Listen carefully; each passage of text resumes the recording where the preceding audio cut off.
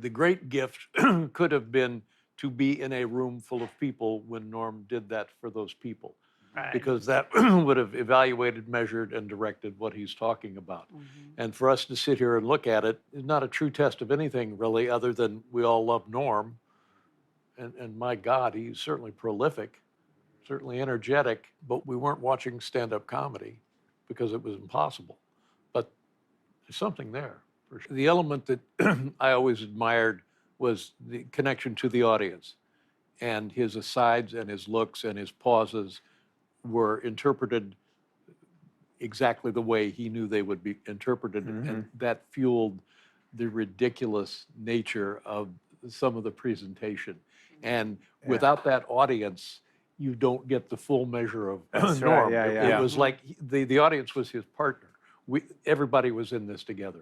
His timing is like a drummer's. It's like a jazz drummer. But what would the timing have been with an audience? Still perfect? I can't tell, you know. He's so nice with it. I feel like it looked like it was supposed to be that. I can't. It's hard to explain. This is like listening to a good book on tape.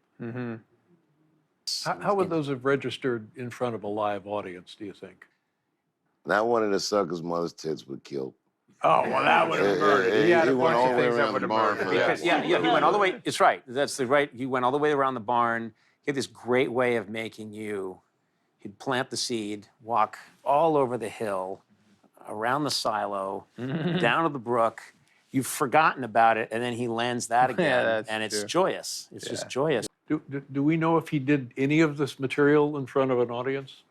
We knew some from that tour. But that tour was right before Corona. I think it was around. If he were alive and we're doing this show that we watched tonight somewhere in front of 200, 300, 400 people, killer, standing O, what would be the impact? He didn't have to leave on a big laugh. So like he would go on. Some of his shit would murder. Yeah.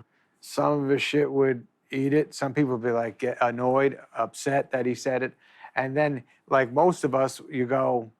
All right, let me get out of this fucking hole and come up with a big joke because I'm about to get off. He'd go, all right, let's keep going down and we'll get out on that. And it's fun to watch him acknowledge what would be the silence.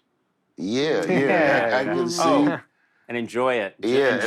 I could see in his mind there was a crowd there. He was anticipating this crowd, and which reminds me again, this guy was very deliberate in how he approached this, because it does seem like jazz, but it's very methodical.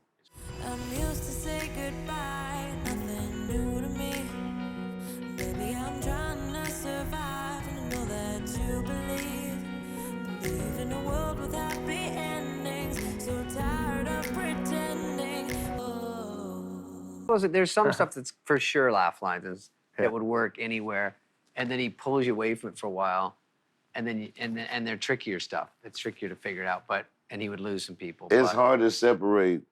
I buy it. You know what I mean? Like I'm in. Yeah, that's right. And it's like watching a 4-hour movie set at a certain point. It's like I'm just invested in this as an experience. That's true. And it's really hard to separate myself from that. And